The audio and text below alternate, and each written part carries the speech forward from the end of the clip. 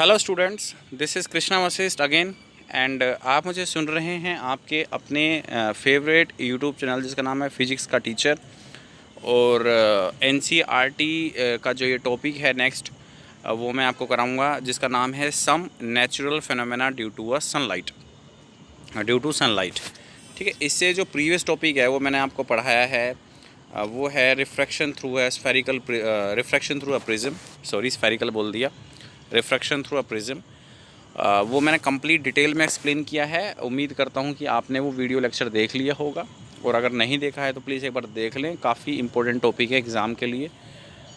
Start करते हैं। अब एक छोटा सा मैं जो है कॉन्सेप्ट आपको बताने वाला हूँ। बेसिकली लास्ट टॉपिक में मैंने डिस्कस नहीं किया, उसी का ही बेसिकली वैसे एक पार्ट है ये, बट इसको सेपरेट पढ़ाया जा रहा है एनसीईआरटी में। लेकिन टॉपिक वही है ये, रिफ्रैक्शन थ्रू अ प्रिज्म। तो रिफ्रैक्शन थ्रू प्रिज्म, अब थोड़ा सा आप डिटेल में समझेंगे कि प्रिज्म जो है वो एक दोस्तों ग्लास का बना हुआ होता है, और उसके अंदर से जब कोई वाइट लाइट पास करती है, मतलब एज ए इंसिडेंट लाइट, सन की जो वाइट लाइट होती है वो जब उसके अंदर से पास होती है तो दूसरी तरफ से जब वो लाइट निकलती है रिफ्रैक्ट होके, तो एक ब्यूटीफुल एक फिनोमेना हमें देखने को मिलता है। मतलब जो वो वाइट लाइट है उसके कुछ कलर्स हमें जो पहले वाइट लाइट थी, अब वो कुछ कलरफुल लाइट हमें देखने को मिलेगी। और ये आपको टॉपिक थोड़ा सुना सुना सा लग रहा होगा, क्योंकि 10th क्लास में ऑलरेडी आप पढ़ चुके हो इस चीज़ को। कि फिर हमने जब थोड़ी सी स्टडी करी तो देखा कि वो एक्चुअली में जो कलर्स होते हैं वो काउंटिंग में 7 होते हैं। एक्चुअली में हम कह नहीं सकते, बट वो ब्लेंड होते हैं, कुछ कलर्स मिक्स होते हैं उसमें। तो 7 कलर्स होते हैं वो टोटल, जो कि एक सिंगल वाइट लाइट थी। और जब वो किसी प्रिज्म के अंदर से क्रॉस हुई, रिफ्रैक्ट हुई, तो जब वो रिफ्रैक्ट हुई दूसरे फेज़ पर जा कर के, तो वो 7 कलर्स में वो लाइट डिवाइड हो जाती है। वैसे तो 7 कलर ही बोलते हैं, जैसे मान लो ये है, इस तरीके से है। तो 7 कलर्स में वो लाइट यहाँ पर क्या होती है, ये हमने पिछले टॉपिक में डिस्कस नहीं किया था, है ना। इसका एक सेपरेट कंटेंट है एनसीईआरटी में। इस तरीके से 7 कलर्स के अंदर वो लाइट जो है डिवाइड हो जाती है। तो बेसिकली है तो ये रिफ्रैक्शन ही, बट ये एक स्पेशल रिफ्रैक्शन है, और इसको हम कहते हैं डिस्पर्जन फेनोमेना। ये जो लाइट है ये डिस्पर्जन है, ये डिस्पर्जन है। इस प्रोसेस को हम क्या बोलते हैं, डिस्पर्जन ऑफ द लाइट। देखो यहाँ पर लिखा हुआ है dispersion, dispersion of white light, या फिर विजिबल लाइट आप कह सकते हैं। 7। अब ये प्रिज्म के साथ ही नहीं होता, मैं आपको बता दूं कि कोई भी वाइट लाइट होती है, आपको मैं एक फिनोमेना बता देता हूं, जैसे एक प्रोसेस बता देता हूं। आपके घर में अगर एक ट्यूब लाइट है, ट्यूब लाइट की जो लाइट है वो वाइट होती है, और उसको अगर आपके घर में एक एलईडी लगा हुआ है दीवार पर, ब्लैक स्क्रीन में आप उसको देखो, अगर जब एलईडी आपका स्विच ऑफ है, तो जब आप उस वाइट लाइट को देखोगे एलईडी में, तो कुछ कलर्स आपको दिखाई देंगे लाइट के। ठीक है, तो ये भी dispersion of the white light है, क्योंकि कलर्स दिखाई दे रहे हैं। आपके पास कोई सीढ़ी है, सीढ़ी में जो सीढ़ी का जो ऊपरी वाला हिस्सा होता है, जो कलरफुल होता है, आई मीन जो शाइनी होता है, उस पर जब वाइट लाइट पड़ती है तो कलर्स दिखाई देते हैं। ठीक है, तो ये, और रेनबो, रेनबो को तो हमें पता ही है कि भाई रेनबो कलरफुल होता है, तो ये भी एक डिस्पर्सिव फेनोमेना है। तो ये फेनोमेना जो मैंने आपको बताए, ये इसके पीछे जो लॉजिक क्या है, लॉजिक यही है, इसके पीछे काम क्या है कि जब भी कोई वाइट लाइट किसी एक ट्रांसपेरेंट मीडियम पर फॉल होती है, तो वो डिवाइड हो जाती है 7 कलर्स में, कुछ कलर्स में वो डिवाइड हो जाती है, और इस फेनोमेना को हम कहते हैं dispersion of the light, white light.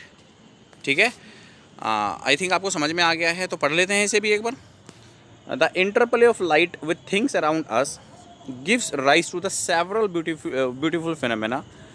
The spectacles of colors that we see around us all the time is possible due to the sunlight. अब देखो कितना खूबसूरत फेनोमेना है, कितना ब्यूटीफुल प्रोसेस है ये। While studying dispersion of visible light by a prism, class 10, देखो class 10th में आपने पढ़ा था ये, and the electromagnetic spectrum chapter 8 में भी है ये, क्लास 12th के इलेक्ट्रोमैग्नेटिक स्पेक्ट्रम। अब बेसिकली स्पेक्ट्रम क्या होता है, जो डिफरेंट कलर्स होते हैं ना, 7 कलर्स, उनका जो फ्रीक्वेंसी और वेवलेंथ का जो पैटर्न है, उसी को ही जो रिलेशनशिप है उसी को ही हम स्पेक्ट्रम बोलते हैं। ये चैप्टर 8 में आपने पढ़ा होगा।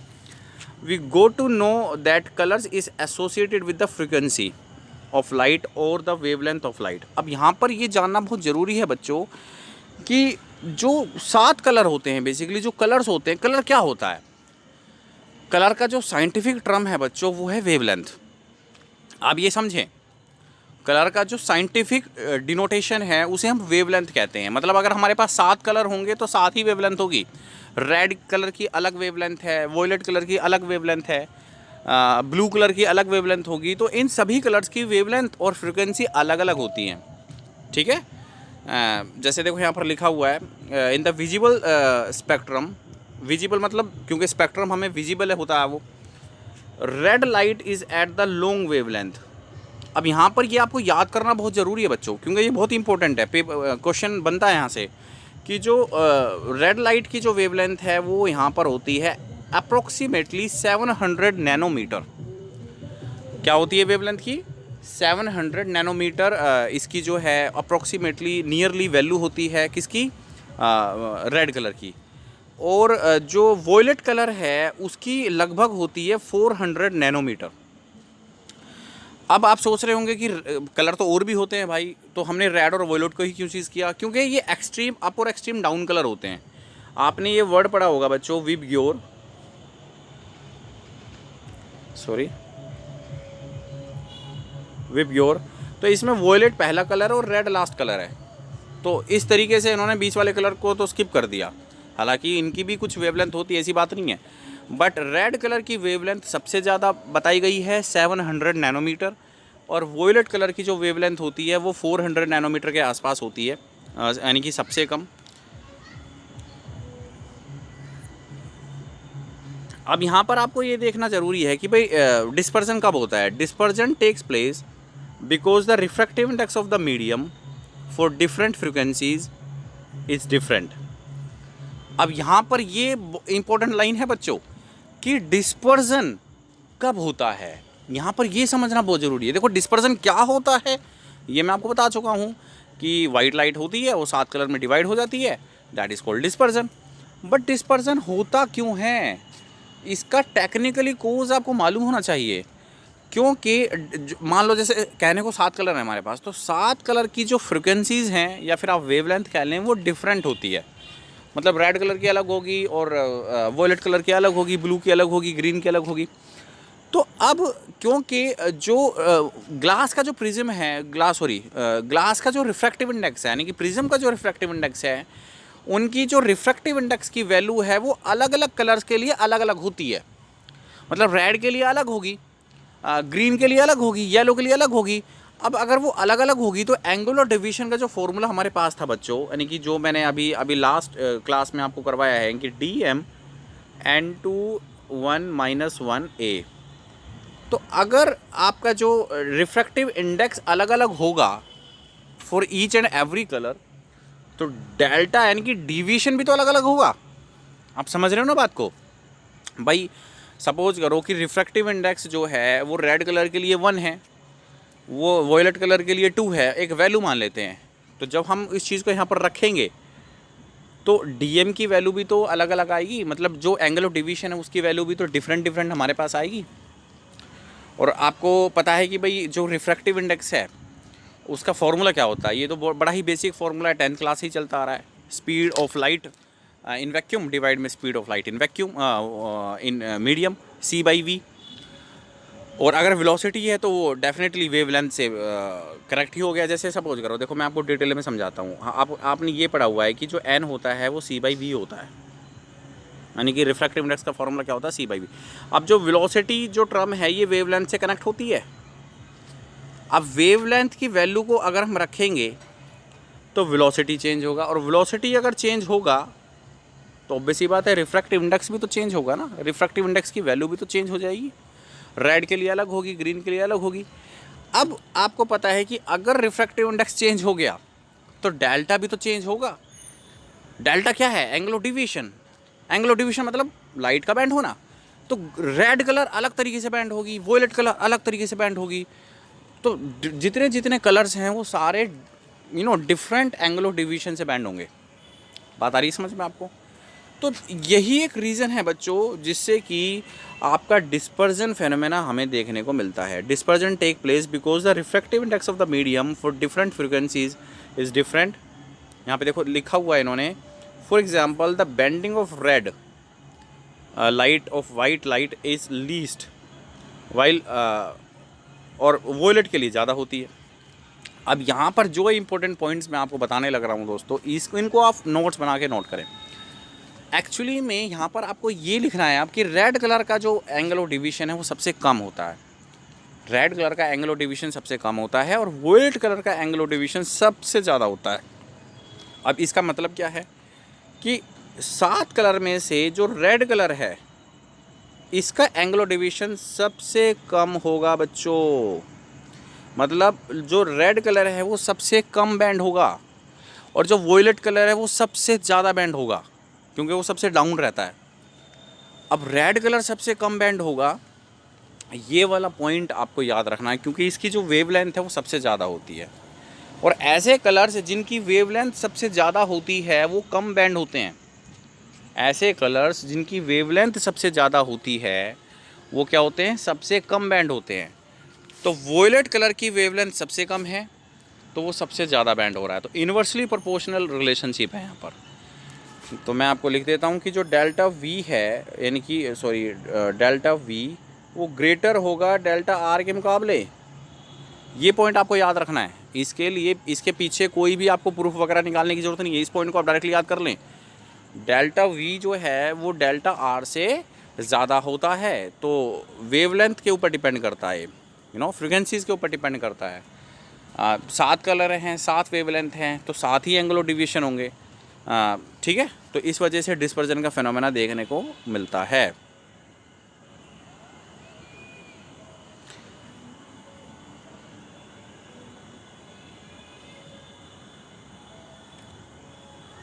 और यहाँ से ये भी पता चलता है कि भाई जो रेड लाइट है वो फास्टर ट्रैवल करती है वोलेट के मुकाबले, याद रखना, क्योंकि जो रेड लाइट है वो कम बैंड हो रही है तो वो फास्ट वो हमेशा वोलेट कलर से ज़्यादा ही आगे होगी क्योंकि रेड कलर कम बैंड होगी, उसकी स्पीड भी कम होगी, उसकी स्पीड चेंज जो होगी वो सबसे कम होगी तो इसलिए वो फास्ट होगी। वोलेट कलर सबसे ज़्यादा बैंड होगा, इसकी स्पीड सबसे ज़्यादा चेंज होगी, डिक्रीज़ होगी, वो स्लो होगी। तो रेड कलर वोलेट के मुकाबले ज़्यादा फास्ट होता है। एक जो टेबल है उसमें आपको डिफरेंट जो ग्लासेस के जो मटेरियल हैं उनके रिफ्रैक्टिव इंडेक्स और एंगल ऑफ डिवीजन शो किए हुए हैं, वो हम देखेंगे अभी। Thick lenses could be assumed as a made of many prism. Thick lenses show chromatic aberration. अब ये एब्रेशन क्या होता है? क्रोमेटिक एब्रेशन की भाई आपने देखा होगा कि जब हम कोई पिक्चर क्लिक करते हैं तो उसमें सबसे पहले तो मैं आपको बता दूं क्रोमेटिक एब्रेशन क्या होता है। ये किसी भी ग्लास की या किसी भी लेंस की वो इनेबिलिटी है या डिसेबिलिटी कह सकते हो, जिसकी वजह से जैसे मान लो हमारे पास कोई कॉन्वेक्स लेंस है। अब कॉन्वेक्स लेंस भी तो एक प्रकार का ट्रांसपेरेंट मटेरियल है, तो कुछ हद तक तो कलर्स ये भी आपका प्रोड्यूस कर सकता है। जैसे मान लो एक ये कलर है, ये निकला, ये मान लो रेड कलर है, ये मान लो एक दूसरा कलर है वोलेट कलर है, इधर से ये रेड कलर है, ये वोलेट कलर है। अब ये डिफरेंट कलर्स निकले हुए हैं, डिफरेंट कलर्स रिफ्रैक्ट हो रहे हैं। अब जब डिफरेंट कलर्स रिफ्रैक्ट होते हैं तो किसी एक कॉमन पॉइंट पर ये कन्वर्ज नहीं हो रहे हैं। तो किसी भी एक कॉमन पॉइंट पर कन्वर्ज ना होना, इसे हम बोलते हैं क्रोमेटिक एब्रेशन। मतलब रेड कलर कहीं और कन्वर्ज हो रहा है, ग्रीन कलर कहीं और कन्वर्ज हो रहा है, मतलब सभी का एक कॉमन फोकस नहीं है। और सभी का अगर कॉमन फोकस नहीं होगा तो इसका मतलब आपको वो शार्पनेस इमेज के अंदर डिफरेंट कलर्स आपको दिखाई देंगे, इमेज की क्वालिटी भी ख़राब दिखाई देगी, डिस्टोर्शन दिखाई देगा इमेज में। मतलब वॉयलेट कलर थोड़ा सा दिखाई देगा, ब्लू कलर थोड़ा अलग से दिखाई देगा, मतलब एक सिंगल पॉइंट पर ही, क्योंकि वहाँ पे सारे जो कलर्स हैं उनका सभी का एक कॉमन फोकस नहीं है, तो इमेज की क्वालिटी ख़राब हो जाती है। That is called chromatic aberration. तो thick lens show chromatic aberration due to the dispersion of light, ये वहाँ पे भी आपको देखने को मिलता है। When white light passes through thick lens red and blue colours focus at different points. देखो यहाँ पर इन्होंने दे दिया है कि क्रोमेटिक एब्रेशन क्या होता है कि रेड कलर का पॉइंट अलग होगा, ग्रीन कलर का पॉइंट अलग होगा, दैट उनका कोई कॉमन फोकस नहीं होगा, that is called chromatic aberration. This phenomena is known as chromatic aberration. ठीक है, हो गया।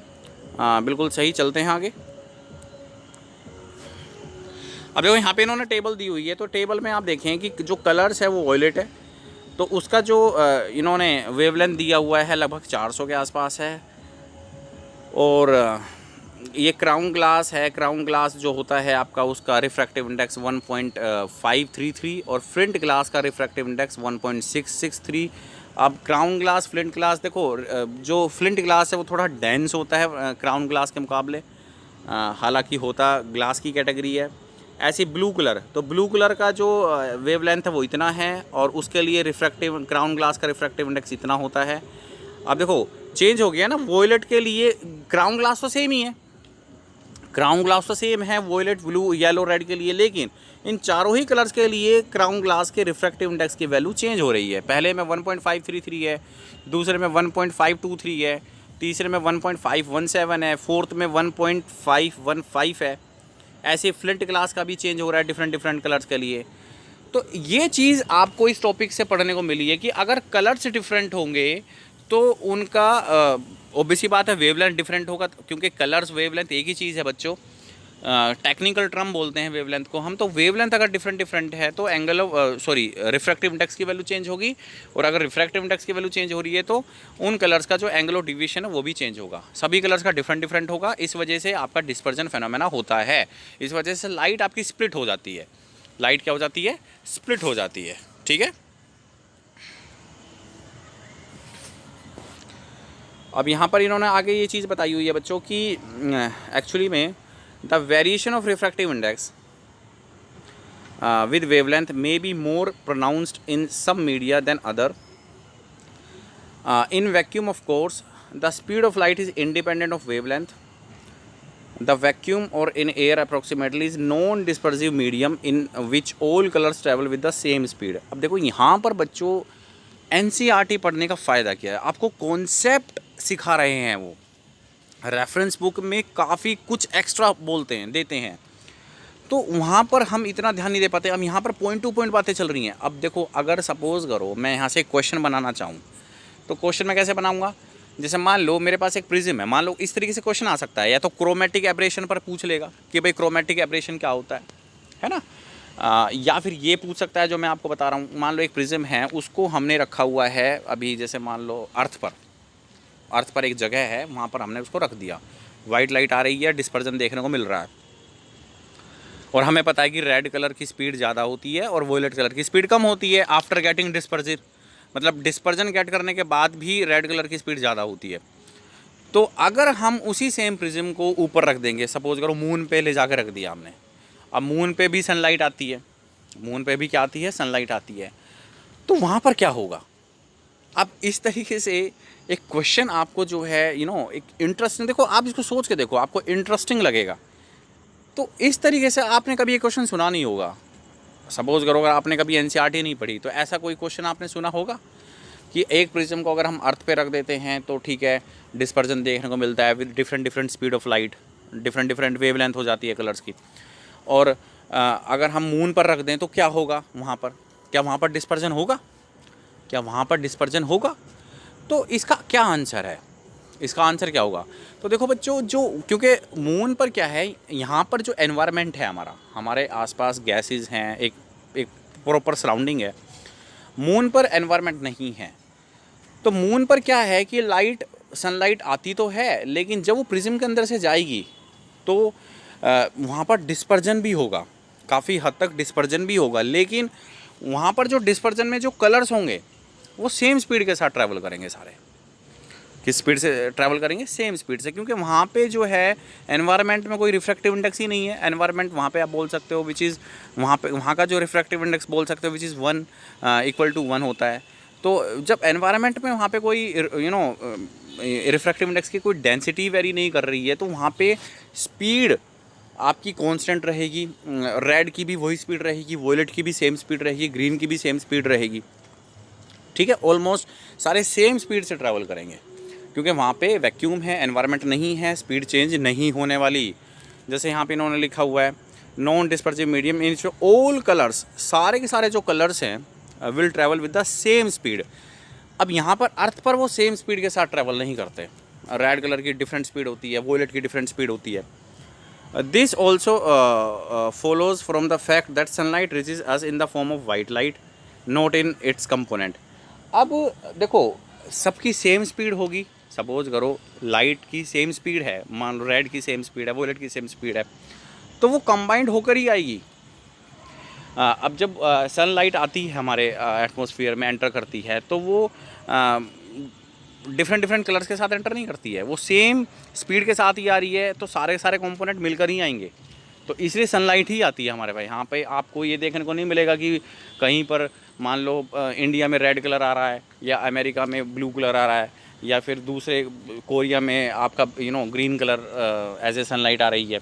ऐसे नहीं होगा, ऐसे नहीं होता है। हर जगह जो क्वालिटी है of the sunlight will be same आता है, सेम वाइट लाइट होती है। वहाँ पे हमें कोई कंपोनेंट, एक स्पेसिफिक कंपोनेंट नहीं मिलता किसी भी कंट्री को, किसी भी पर्टिकुलर जगह को, ठीक है। तो ये चीज़ होगी। वहाँ पर क्या है, क्योंकि आप कह सकते हैं वैक्यूम है, तो वैक्यूम एक नॉन डिस्पर्सिव मीडियम है, नॉन डिस्पर्सिव मीडियम है। सारे के सारे कलर जो हैं सेम स्पीड के साथ चलते हैं। अब सेम स्पीड के साथ चलते हैं तो ऑब्वियस सी बात है, सनलाइट ही फिर तो एक ही कलर लाइट हमारे पास आएगा, डिफरेंट डिफरेंट लाइट हमारे पास, कंपोनेंट हमारे पास नहीं आएंगे, ठीक है। और जबकि अगर हम इस चीज़ को ग्लास के लिए देखें, केवल glass is a dispersive medium. Glass क्या है, वो एक प्रकार का डिस्पर्सिव मीडियम है। तो इस तरीके से the blue of the sky, white cloud, जो अब हमारा स्काई ब्लू दिखाई देता है, क्लाउड वाइट दिखाई देते हैं, red hue at sunrise and sunset, ये सारे डिफरेंट डिफरेंट फिनोमेनाज हैं जो कि डिफरेंट डिफरेंट कलर्स हमें दिखाई देते हैं। तो एक प्रकार से डिस्पर्सिव फिनोमेना आप इनको कह सकते हैं, डिस्पर्सिव फिनोमेना आप इनको कह सकते हैं, ठीक है। तो बस आपको यहाँ पर इस पैराग्राफ से यही समझना है कि जो वैक्यूम होता है वो नॉन डिस्पर्सिव मीडियम होता है, लेकिन अगर हम एक प्रिज्म को मून पर रख दें तो वो वहाँ पर उसको डिस्पर्स कर सकता है, प्रिज्म काफ़ी हद तक डिस्पर्स कर देगा लाइट को, बट लाइट की स्पीड आपकी सेम रहेगी, जिसकी वजह से वहाँ पर एक वाइट लाइट ही आपको देखने को मिलेगी, क्योंकि वैक्यूम एक प्रकार का नॉन डिस्पर्सिव मीडियम होता है। नॉन डिस्पर्सिव मतलब लाइट को स्प्लिट ही ना कर पाए, और डिस्पर्सिव मीडियम मतलब लाइट को स्प्लिट कर दे, ठीक है। तो ये जो है आज हमने पढ़ा, और एक कुछ पॉइंट सम अप कर देता हूँ कि रेड कलर का एंगुलर डिवीजन कम होता है, वोलेट कलर का एंगुलर डिवीजन सबसे ज़्यादा होता है। रेड कलर जो है उसकी स्पीड सबसे ज़्यादा होती है, वोलेट कलर की स्पीड सबसे कम होती है। इस तरीके से पॉइंट्स बना लो, नोट्स बना लो, ठीक है। और एक पॉइंट आपको और याद रहना चाहिए यहाँ पर कि रेड कलर सबसे कम स्कैटर होता है। स्कैटर मतलब बिखरना। रेड कलर सबसे कम स्कैटर होता है, बाकी कलर सबसे ज़्यादा स्कैटर होते हैं।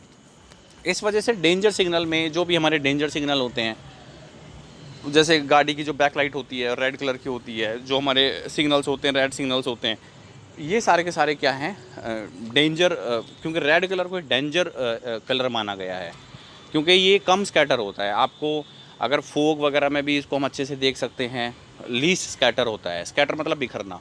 तो यहाँ से ये पॉइंट भी निकलता है, बट वो अभी लेटेस्ट सिलेबस में है नहीं, वो स्कैटरिंग ऑफ द लाइट, क्योंकि एक दूसरा फेनोमेना है लाइट का, एक तो डिस्पर्जन है, एक स्कैटरिंग है, वो फेनोमेना यहाँ पर है नहीं। तो इस वजह से वो पॉइंट जस्ट मैंने आपको बता दिया है। थैंक यू वेरी मच इस वीडियो लेसन को सुनने के लिए, धन्यवाद। मिलते हैं किसी नेक्स्ट वीडियो में, तब तक के लिए थैंक यू दोस्तों।